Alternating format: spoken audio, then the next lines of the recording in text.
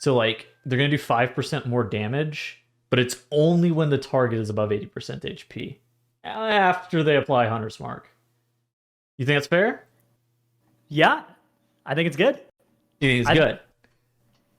I think it's I think it's good enough for a raid buff in most cases to be like, I think this in most cases this will guarantee the hunter raid spot. Oh, interesting. Okay, so basically what we're talking about this week, for those who don't know, hunters have received a raid buff in some capacity. We're going to be talking about that, talk about the ramifications of what it means for raid compositions just in general. I think probably the future of raid buffs. I think we're going to cover that for a little bit. And then we're going to talk about a couple of other things that have been on the menu, talking about the trinkets that are present next raid, kind of what we are looking forward to seeing, maybe some of the more unique or interesting weapons and trinkets, and then maybe a little bit on DH rework. But I don't expect too much to be about the DH rework. I think that there's going to be some stuff that we're going to cover with it, but it's not going to be like a ton. So talking first off about Hunter raid buff. Basically what it is Hunter's Mark now increases all damage taken to the target by 5% while the target is above 80% HP. You think this is good? So I've seen a bit of a mix of opinions between people right now. So I think this is less good than, it's obviously less good than Chaos Brand, Mystic Touch, Battle Shout, Arcane Intellect, Mark of the Wild, Power Word Fortitude probably as well. It's definitely, I think, better than Blessing of the Bronze. It's better than that kind of stuff. Sure.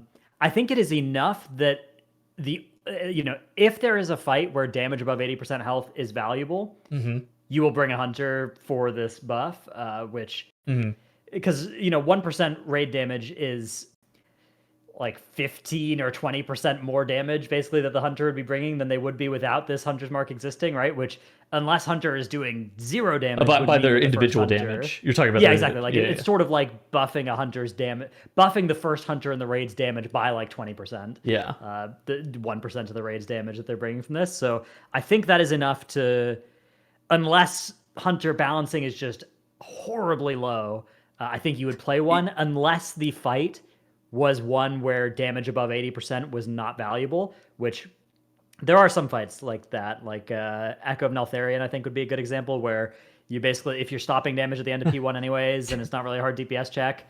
Carapace of Nazoth. Yeah, other fights though where you think about it like that. Ashara. Some of those fights, it's very valuable for progression purposes to escape P1 sooner. Fights like Razagath, even Sylvanas, like these are fights where P1, where most of the damage you'd be getting out of this are, P1 ends up not being that hard. It does still end up taking you 50, 70, 100 pulls of P1 to get through it. And, Hunter's Mark making you do 5% more damage in that time, for most of P1, that would save you a lot of progression pulls in that circumstance as well. I think that's pretty valuable. Yeah. I think that in most end bosses that they've made, Hunter's Mark would probably be enough to get a hunter raid spot. It would feel less bad to be missing one than to be missing a Havoc or something. But, yeah. I think if you appropriately attribute to like how much damage you're going to be gaining from the hunter, that's going to be better than the second or the third copy of a different specialization, almost like indifferent of what it is, right? Like the second or the third warlock, they're not saving you, like you were saying, like 15% of the hunter's damage. Like that is hard to come by. Like a specialization doing 15% more damage. We sometimes see this in Mythic Plus where a spec will be doing, 50% more damage than the second best specialization. But infrequently in raid do specs do, twice as much damage as other specializations, or 50% more damage than other specializations. It's kind of infrequent that you do see that in raid. So I think the Hunter's Mark is definitely a good thing. I think it's something that you and I have been championing for a while. I mean, whenever we talk about things that we would change, like we make wish list videos and stuff like that, and there's always some stuff, and it's like, I have been talking for a while, and I know you and I kind of agree with this. Hunter utility, and particularly the fact that they didn't have a raid buff, was really hurting them. Yeah. Now, a lot of people have reacted sort of negatively to this because it is clearly weaker and more situational than the other raid buffs. It's because the 80% part. Like I think that most of the negative ire is pointed at the 80%. Which is fair. Like it is worse than the other raid buffs. My hot take is that I think that is good, and they should make the other raid buffs more like this rather than making this more like the other raid buffs. I also think the fact that it's tied to Hunter's Mark and not to like passive damage that you've done to the targets like Chaos Brand is annoying. Yeah. And it's annoying, like it doesn't work in AoE encounters. It's annoying if it's like multi-target. Some of the raid fights they like counsel. It's off. It's awkward, right? Like, I mean, it's almost uniformly a raid buff and not something that you even think about in Mythic Plus, right? Like, you'll mark bosses and prio targets, but like, yeah, it'll not add much. It's value to really 100 less plus. good in 5-mans. I haven't even thought about that because raid buffs in general in 5-mans aren't as important because you only have 3 DPS and 5 players in general, and so the raid buffs just as a whole haven't been seen as like super prominent in 5-player content. But now this one is like by far, I think, the worst for 5s. Yeah. Another criticism is there's the question of, have we gone too far with raid buffs? This is a tweet from Max. I think there are some very specific liberties with what he's classifying as a raid buff. Like, is a DK really brought to every single fight? No. Do you need a DK on your roster, though, in case a fight that requires grip comes up? Yes, but I don't think this is a raid buff. Kind of similar to Blessing of the Bronze. I think this is like a liberty thing. I don't think that Evoker is mandatory by any means. But in general, I think that the conversation of, should there, I think 12 is probably the correct number. Should there be 12 slots that are locked up? And I mean, Max makes argument about 14, but like, should there be this many slots locked up to raid buffs in general? I'm not loving it right now, personally. I don't think they're going to change anything, though. Yeah, I would like to see. So the downside of no raid buffs is that the ability to stack a bunch of copies of 1 or 2 classes gets more scary, right? Yeah. From Blizzard's perspective, which I understand. I will say that the equilibrium we have right now is really rough for Elemental Shaman. DK. I would say DK even. I think DK is also in the spot. Evoker still, like, obviously Evoker has had a broken spec every patch of this expansion so far, but that aside, their raid buff is not a real raid buff. So given that we're going to have raid buffs for most of the classes, I think we should just standardize it to 1 for the first copy of each class, rather than this weird stuff where it's like, oh, Enhancement has 1, but other shamans don't. And the second Paladin gets 1, but the second copy into the other classes doesn't matter for anything. So that I think that would be the best short-term band-aid if they are married to the idea of there being raid buffs. I would prefer them also all getting toned down, or having scrolls that do them at 80, 70% of the power, just because that feeling of like, oh, our Demon Hunter isn't showing up today, like we may as well just not raid today, is really, really nasty. I think the fact that there are buffs in the raid that is going to cause you, like, that is almost effectively like half a DPS player, like a 20 and a half players worth of like DPS. Say you're playing Mythic, right? And you don't and you do have the Demon Hunter buff, you're effectively progging with 20.5 players, but if you don't have it, then you only have 20. The fact that you're getting an additional like half player damage on top of that just from, things like Mark of the Wild, things like Chaos Brand or whatever is problematic. I will say though, how do you think Blizzard feels though the last time that they had scrolls, we did see things like Uunat, where Uunat historically it was a fight that ran, I don't know, man, it was like 8 warlocks, 6 elemental shamans. Yeah. Well, if you actually look at the top few comps of Uunat, it was actually quite diverse. So the top comp on Uunat was like 5 elemental shamans and 6 warlocks or something. I don't think it was 6 warlocks. I think it was like 2. Let me go take a look. Crucible of Storms. But I mean, there's definitely something to be said about scrolls. Yeah, I mean, scrolls basically are reduce the importance of having the raid buff, right? Is the idea. But I don't know. Yeah, if you go back and look at the comps from the top few teams on Uunat, like they were actually different comps from each other, which is kind of cool. That's not something you really have anymore. Like nowadays, it's like, oh, this guild's using this one of their 3 flex slots is slightly different than the other one. Yeah. But yeah, back then it was let's see. Yeah, Method played like 10 warlocks, sure, but they didn't even get world first that tier, and Pieces played 2 or 3. and yeah, 3 AF, 1 Destro. Sure. They played. So and then they played like 5 elemental. Like that was like a comp difference. And obviously like for really high end, the incentive to like, oh, there's something cool we found, we're gonna stack it. You know, that's something that happened. But as you dropped lower in the world ranks for a fight like Unot, very quickly you just saw every guild was playing like their comp that they liked, that they thought was good. A few of them stacked in some extra warlocks, sure, but it was not I would say it was much better than the current system of like every guild has a demon hunter, every guild has 1 monk, every guild has 1 warrior, every guild has 1 or 2 paladins now. I Like think that is much worse, IMO. I think that this has also done something that's super problematic, and it's forced players that otherwise wouldn't be playing specializations to have had to have re-rolled for their guilds in the past, where it's like, Yeah, it just creates this awkward thing where it's like, hey, I want to play with this guild. yeah, Are they going to have a spot for me? Are the important factors my play skill, my attitude, you know, the fit,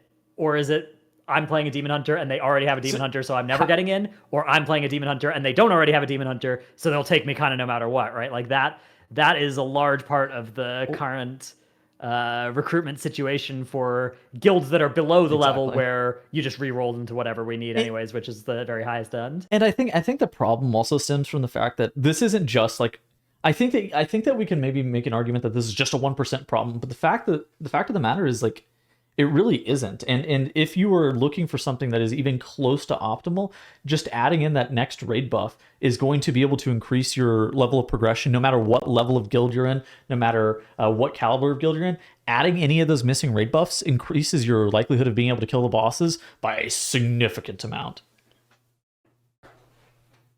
Yeah, you're not queuing your mic. Sorry, I'd love to know like what percentage of heroic end bosses are killed without like a demon hunter, for instance, compared to say without an elemental shaman or without like a DPS shaman. Sure. Even enhancement, right? Like that's just going to be night and day because of the unbalance of how important those raid buffs are. And then obviously as soon as you get into mythic, like you're gonna have to look so far down that list before you start finding guilds killing without all or almost all of these buffs. I don't think they're changing anything until 11.0. I genuinely don't think that this is a change that they're going to make mid-expansion. I think that Hunter personally needed a raid buff to be able to even get through the expansion. They have been pretty scarce. Just in general, they were pretty good in 10.1 because of the legendary weapon, but like even still, it was hard to justify bringing them a lot of the time.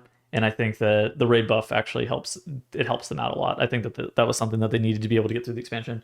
I think looking into 11.0, yeah, maybe something with scrolls. I think decreasing the importance about raid buffs is, I mean, decreasing the number on them. You know, make Mark of the Wild 1% versatility, and Chaos Brand is 1% magic damage or something like that. Might be beneficial, but if you could scroll it as well, that probably also mitigates it by a significant amount. I don't know. The consumable thing is already like they said that it is too expensive for people though. Yeah, that it is annoying. The consumable, like the more consumables during the game, obviously, like when we had whetstones and stuff last expansion, that was annoying, and oils and all those kind of things. I don't. It's tough. Yeah, Tough spot. I think that they definitely need to be looking at it though. Like if there's somebody from Blizzard that was watching this that designs raid buffs, our opinion isn't like, oh, raid buffs suck. It's like this is a weird spot too, because think about the classes that don't have a raid buff that work for them also. It's not a feeling of like inclusion for having a raid buff, it's a feeling of exclusion if you don't have one still. Where if you're one of these, like, I want to say the number's like 5 specializations with all 3 DKs and then 2 of the shaman specs that don't have one of these buffs, that's near mandatory. And then you have like Evoker on top of that too. Maybe it's like 8. But like if you're one of these 8 specs, then what? Yeah. Tough spot. It's rough. Okay, let's talk about some positive stuff. Demon Hunter got reworked.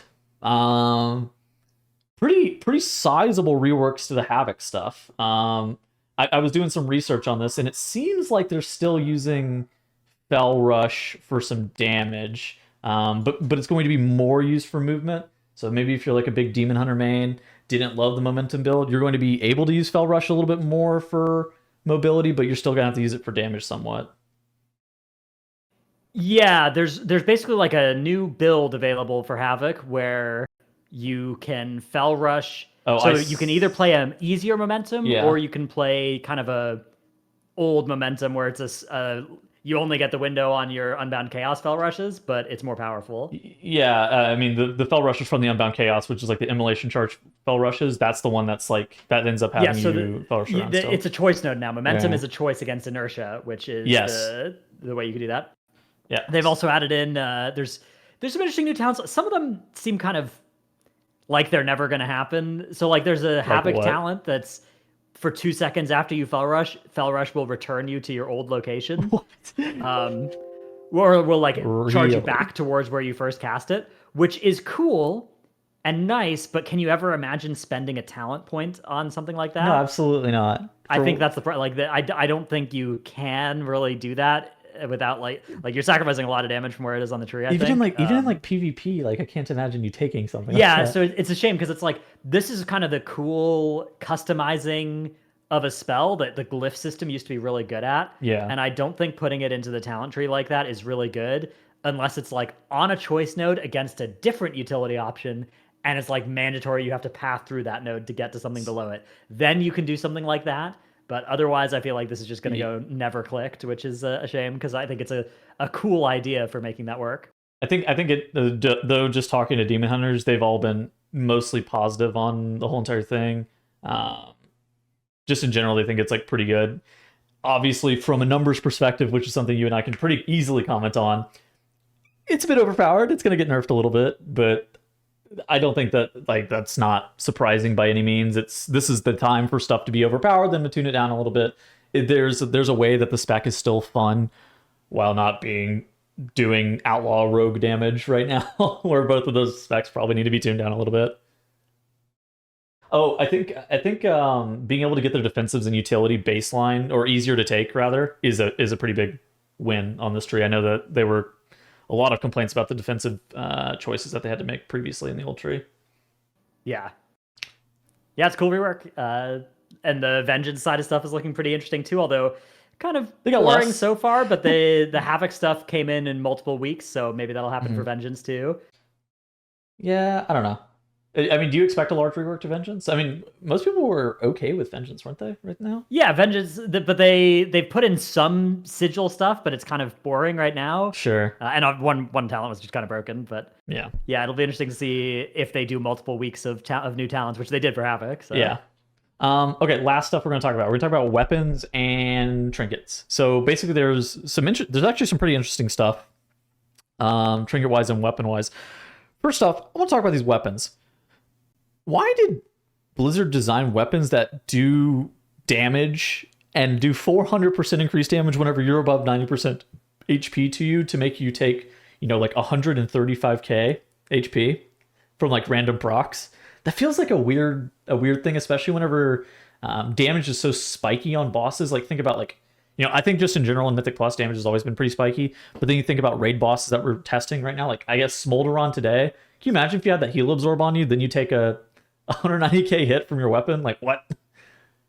Yeah, I mean they do a lot of damage. We're gonna wear them, right? And it's gonna be what it does. Well, right? we're gonna wear them. You're gonna have it on your death-log and get made fun of. I mean, you're gonna wear it in raid. I don't even know if you'd wear this in Mythic Plus. It's a lot of damage. I don't know. I think you will. Do you like stuff like this where there's like pretty distinct drawbacks, but then you're like, oh, but it is a lot of damage? Yeah, I think that it makes sense. Like it kind of fits Farok's whole Shadow Flame theme, Sure. which they've sort of mechanically made that identity be some self damage. I wouldn't mind if it did a little bit less damage, so you could actually, because like basically the way that the numbers are right now, you really can't take them off for to it's not like a risk versus reward thing. It's like you're just being silly if you don't wear one of these if you have one, Sure. because they just do so much damage that it's just always worth. And I wouldn't mind if they did a little bit less damage so that you could actually make the choice, and it would be a smaller DPS loss to choose not to wear one. I mean, but I don't mind this design. No, I think it's okay. personally, I'm worried about like getting like comboed, like 1-2'd by a mechanic with this proccing at the same point.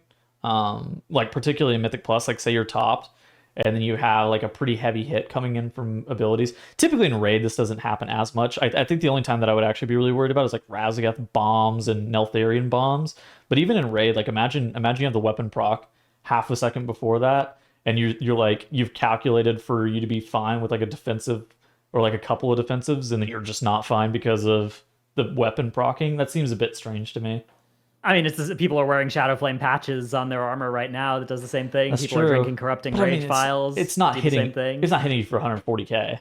Yeah, but it's only going to do that in the first 10% of the boss's HP, which is usually No. It hits the boss for against enemies above 90% health. But whenever you're above 90% health, it also hits you for. Read the text again. Damage increased by 400% against enemies above 90% health.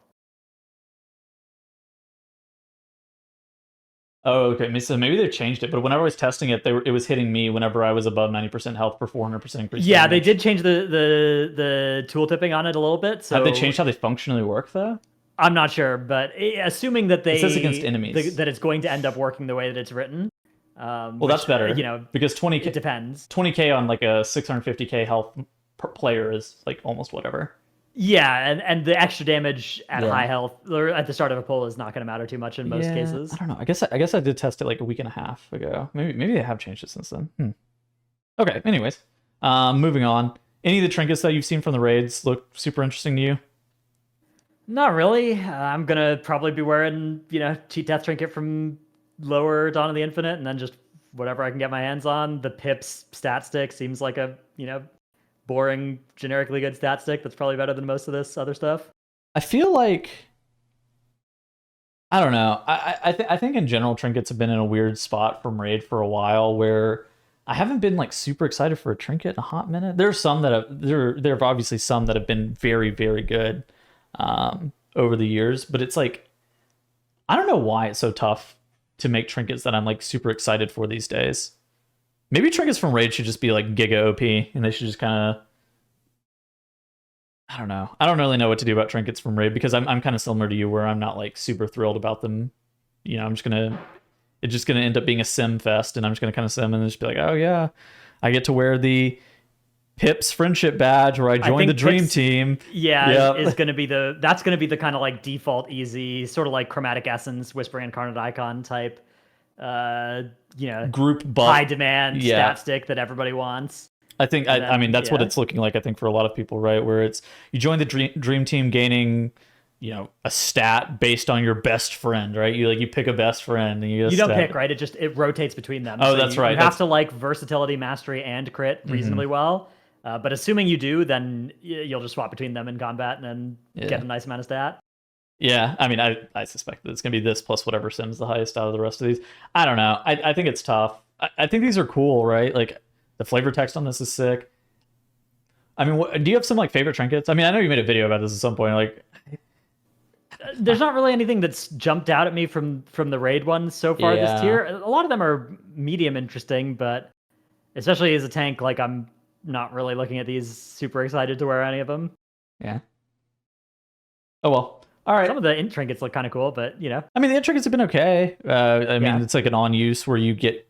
They've buffed that as well a couple times. It to be more mastery, less upfront damage, and then faster channel and stuff like that. So I mean, that kind of it stuff is getting, better. I think, nicer, more friendly. It's like a channel though, right? It's like a 3-second channel, which a lot of int wearers don't want to wear. Like cast a 3-second channel. It's good that it does damage even over the 3 seconds though, so it doesn't feel so bad. Because like some of the channel trinkets in the past have been like font of power. Yeah, and they've been responding to feedback about that. I think it might be shorter than 3 seconds now, or maybe that's the plan. I'm not sure. Cool. I'm interested in seeing like how these end up actually playing. I think overall though, it's like, I think it's gonna be a tough spot. Any final thoughts about any stuff we talked about? I don't have anything else either. All right. Goodbye. So long. Bye. Goodbye.